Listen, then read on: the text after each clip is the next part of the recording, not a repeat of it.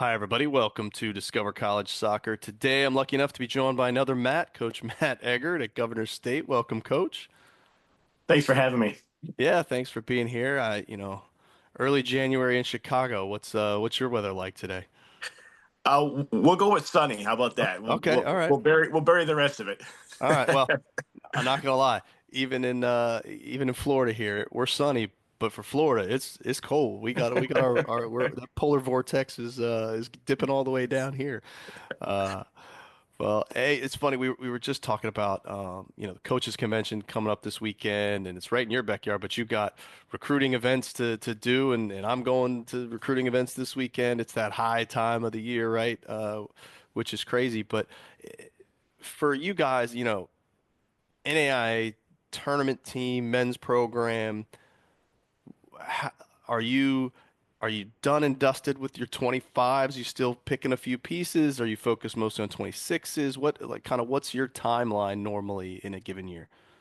Yeah, it's a great question, and I think that there's a lot of misinformation out there about timetables when it comes to recruiting, even at the scholarship level. And I'll be really honest with you, we're very fortunate to finally crack the top 25 and be a team that's getting to the national tournament on a regular basis, although we don't take that for granted.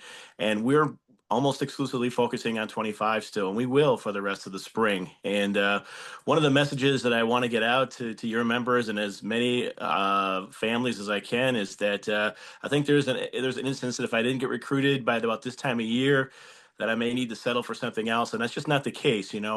As we know, the greater landscape of higher education in this country is difficult right now, especially in the Midwest. We're fortunate to be going strong while a lot of schools around us are closing. Staffing is getting cut, and that matriculates its way down into athletics as well. So, I think that the message out there is that there are still top programs looking for you if you're a senior right now. Sorry about that. Yeah, in looking at your roster, it's got a fairly heavy international bend to it. Do you think that changes your specific timing? Because it's pretty much internationals. It's always a late thing. It takes a while. There's a lot involved. Whereas the domestic kids maybe are running a little bit quicker, or trying to get at least committed and get their stuff resolved. Do you think that has anything to do with it, or is it just more the men's versus maybe the women's side, or what are your thoughts there? Yeah, I would definitely say that there are differences between the men's and women's side, but for me, I think about 50% of our roster is international, 50% is domestic. We're a little bit heavier on the first team with the internationals, but I think it's a good point, right? I mean, there's a couple different strategies with internationals. We've had success with being the last program with poker chips at the table, so to speak. There are timetables in Europe when players are getting released from their academies. They're making decisions on whether they're going to be signed, professionally, whether they're going to drop down 3 or 4 divisions, or they're going to try their luck in America. I think that that's been our niche. But I think also there's plenty of players playing, ECNL and above in this country that are unsigned right now or on verbal commitments. And with the volatility of what's going on in NCAA right now, with the large number of people in the transfer portal, there's still a lot of quality players. Our strategy when we started this program 6 years ago was that we were going to be a little bit international heavy for the first half decade to build a reputation, and then we're looking to gradually, now that we have the reputation and we've proven ourselves to the American kids and American families, that we're looking for a higher concentration of American guys. So we're really excited to be where we are right now and having a renewed focus on trying to bring in some more of those American guys. So when it comes to domestic recruiting, what are your favorite places to go? Where do you like to spend your time looking at kids? Where do you like to be? I think I'm an old school person, and I like to win my backyard. I'm really fortunate that Chicago is in my backyard. Where walk out the front of our school, and you'll find yourself at a train that'll take you right downtown. So we're in a major market here. I am someone that believes that there's still value in high school athletics. And I think that there are plenty of kids that maybe are priced out of some of the top academy teams and things like that are playing in high school and then maybe in some under the radar but still very good adult leagues in the Chicago area. So, in addition to high school games and club, we're also looking for those 18, 19, 20-year olds, those transfers that are playing in Classa and things like that in Chicago that is really under the radar where you're going to find some of the better players. And if you look hard enough, you also find guys that are willing to do whatever it takes in the classroom too. And we find those guys; those are diamonds in the rough. They're going to help us continue to grow. Yeah, I love that. What about ID camps? Do you guys run your own? Do you or your staff work others? Are they important in your process at all? You know, we don't run ID camps. We do in the NEI. We have a huge advantage where we're allowed to bring players in to our trainings, and we feel that we don't look at it as a revenue maker, although that's part of the reality in some structures. But I think there's plenty of other bigger programs here in the area where we can get in and see those players and if they only pay once and get seen by us and someone else, I think that's a benefit to the family. And in the end, families don't, right now, times are tough and there's a finite amount of money. And if someone's spending $250 or $200 times 10 for ID camps, that's less that they can afford for their first year at our institution. So, we want to impress from day one that we're coaches, but we're also parents and we understand that every penny counts. So we're going to try to find ways to see them and when we bring them in, we're not going to charge them. That that's awesome, especially I stroked an ID camp check just this morning, so I hear you. Well, whether it's at a club game, high school game, adult game, ID camp, wherever it is, what kind of makes up the hierarchy of things you're looking for in a player, both on the field and off? Uh, I think the thing that we're most proud of with our group right now is the type of people that we have in the program. So we're going to spend a lot of time finding out what type of person you are. We talk to the people around the player a lot. Our nickname for that are who are the players' champions, right? It could be a parent, it could be a big brother, it could be an uncle, it could be a teacher, it could be your high school coach, it could be your club coach. But who knows you as a person, right? So I think when we take a look at a player, it's this may be a little bit controversial, but I don't think it takes a lot of time to realize if someone has or doesn't have it or has that potential from a purely soccer standpoint. But the vast majority of the time is a lot of conversations with the player, the people around the player, to make sure that they're the type of person that we want to work with. Because if you come in and you take care of all the things off the field, that means that we're going to be able to spend the majority of our time helping you become a better soccer player and meet your soccer goals because you're able to take care of the other things off the field. We're here to support you with those things as well, but we want to spend our time, our most valuable resource in the areas that are going to help us win as much as possible. And that comes with having high character guys in the program. Absolutely. Well, let's switch gears, talk a little bit more about the school. As you mentioned, you were able to start the program there back in 2019, so you've been there a few years. What are some of the things you found that kind of set the school apart? Some awesome things, maybe some things you wouldn't even know by going through the website. Yeah, I think the diversity of degrees. It's a public university just outside of Chicago. Over 60 degrees at the bachelor's, master's, and doctoral level. Everything from film study to business to fine arts to computer science. So there's a wide breadth of things, which is very cool that we're known from. I think the second thing is proximity to a major market. Internships are a huge deal when it comes to life after soccer and getting that quote unquote real job. And we're well positioned for students to get out and get that real world experience. And I think the third thing is the price point. Governor State is still one of the least expensive schools in the Midwest. I think the second best value when it comes to tuition and fees in the state of Illinois. So it's difficult to play scholarship ball at a lower price point with this many options for degrees and internships. For sure. Well, one of the challenges that a lot of student athletes have, and I'm sure, especially international players, at least from my personal experience when I had them on my roster, is making that transition to being, a college athlete and a college student, and the rigors of both of those things. So, what kind of support systems does the school have in place to help student athletes be successful both on the field and off? I think it starts with me.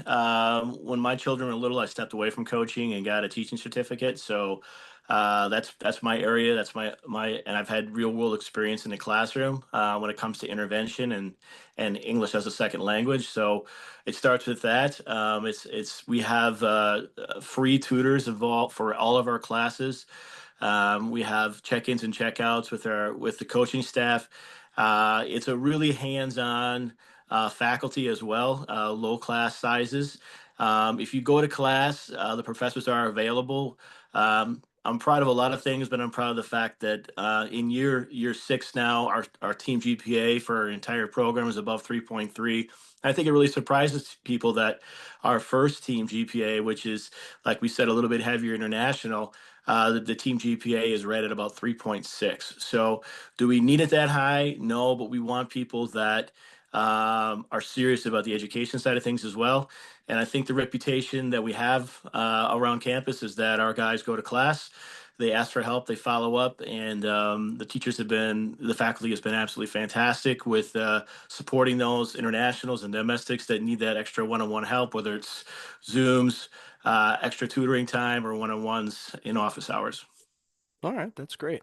Well, let's step back, take me through maybe October. We're in the heart of that conference season. Walk me through what does a typical week look like for a player in terms of winter classes, practices, games, meals, all that kind of stuff. We're really fortunate to be able to make soccer the first thing we do in the morning. So we love to get up. We have practices around at 7 a.m. When we have a training session together as a team. It's a great benefit to us because it allows maximum flexibility for our guys when it comes to classes. And a lot of our guys are still working a bit. That's just the reality of being a college student in America now. So you're typically going to have a training session in the morning. You'll have a block of classes. Study hall now, we've done something a little bit different with those hours. They're scheduled, but don't necessarily need to be in one particular spot. So there's a lot more flexibility. We'll have film probably twice a week as a team, and we're going to be typically playing 2 games a week with 1 day full off. So you're looking at 2 games, a recovery session, a couple practices, and a day off. And in between there, you're going to have probably 2 lifting sessions, 2 film sessions, a recovery session, and some your classes and your one-on-one tutoring. Okay. Well, in terms of talking about the team itself, you mentioned first team, and it looks like there's a JV as well. What is there an ideal roster size that you have in your mind for both the first team and overall, or what's that look like in terms of numbers? I think the reality of college soccer is that things are a little bit dynamic right now when it comes to revenue and sourcing for smaller schools. We're about a 3,000 student school. So the reality of the situation is that in the NAIA, the rosters are going to be a little bit bigger because we serve at the pleasure of the president, and we need to make sure that we're balancing our budgets, right? So we've been typically carrying about 50 in the program. We like to look at it as one team with enhanced or extra developmental matches, right? So typically it shakes out to 27 to 23 per team. The maximum roster in the postseason is 26 in the NEI. So, but we have guys that are able to move up or down on a daily basis on the NEI, which is a great benefit to us. So, we're able to reevaluate guys on a day-to-day basis, and we like to give guys an opportunity in the development team to come up and experience it and get those opportunities to fold into that group for a day or two and see if they're able to hang at the level, and And whatever that natural number is, whether it's 23, 24, 25, 26, 27, we want to give maximum guys opportunities to develop and move forward. And we're proud of the fact that we every year we have a few guys that matriculate, upwards into the first team.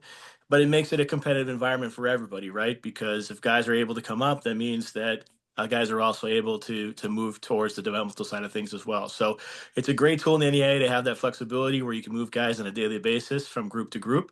But yeah, I think our team will probably even out at about 50 for the whole group, which is if you look at the championship teams in the NAI, you'll see teams that have 70 or 80 in the roster. That's just the reality. We've had a little bit bigger teams, we've had smaller teams, but we feel with the staff that we have, we've been able to help everybody, and that's a good number for us. Well, you mentioned staff. Kind of talk to me about the other staff you have. What roles do they play? Maybe what other support staff are involved in the team throughout the athletic department, things like that. Yeah, excellent point. Starts with two fantastic assistant coaches. Juan Soto, associate head coach, was worked his way up and very very successful coach in Northwest Indiana in high school. Mainly helps me with advanced scouting and filming and done some daily practicing sessions with the first team. Fibo Arriaga, a great player, local guy, really important to the group because he was a local guy that was a good high school player, but maybe not heralded as a top player. Went to a team in our conference, worked, had a great career, parlayed it into a 10-plus year professional indoor career, still playing professionally. So I think it's great to have those guys in the program that can look guys in the eye and say, hey, I was right where you were. I grew up right down the street from here. Nobody gave me a break, but I worked and worked. This is how I did it, day in and day out. He's oversees the strength and development program as well as our developmental program and helps as much as he can with the first team. And we do a little bit of outsourcing when it comes to goalkeeping training. So it's a tight staff, but we want quality over quantity for that. And then on the school side of things, we have a dedicated academic advisor for athletics, which helps us a great deal. And really proud of the fact that we were able to grow as a department enough that I was able to give up my compliance duties, and now we have an assistant athletic director that deals with compliance and student well-being, helps with the study hall and helping with those things to the teachers as well. So we feel that it's a lean group, but I think it's like I said, it's quality over quantity, and they do a tremendous job for the boys. Yeah, it sounds like it. Well, what about you? How would you describe kind of your coaching style and the style of play you're looking to play there? I think the style of play that we're looking to do is we adhere to the philosophy of positional play, right? So we're not moving the ball to move the ball. We're moving the ball to move defenders out of the areas we want to attack. Defensively, we've always been a high pressing team. We're known for that.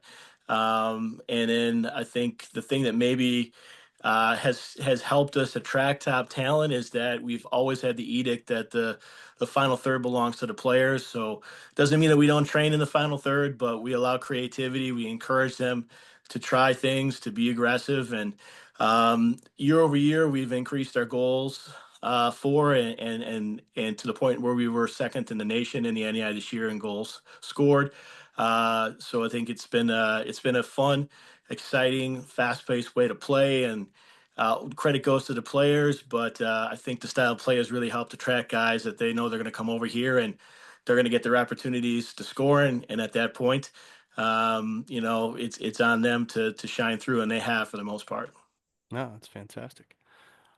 All right. Well, Coach, you've been generous with your time. I'm going to leave you with one last question, and that is, if you had one piece of advice for any player going through the college recruiting process right now, what would that be? I think the biggest advice that I would have is make sure you know what you want, right? I mean, this is a great time. I will definitely say to everyone out there that if you're willing to go to class and you're willing to take your things off the field, there is a place for you to play and make those lifelong friends and get that college experience. I would invest in putting together your film. And then I would say, if I could, one extra thing is be persistent, right? I think the biggest difference between internationals and domestic kids isn't always the ability, it's the fact that a high school domestic high school kid may send me some film and one email, and if they don't hear back from me, they move on to someone else. Right? Be persistent. Right? We care about you, but we're busy. We're a little bit understaffed.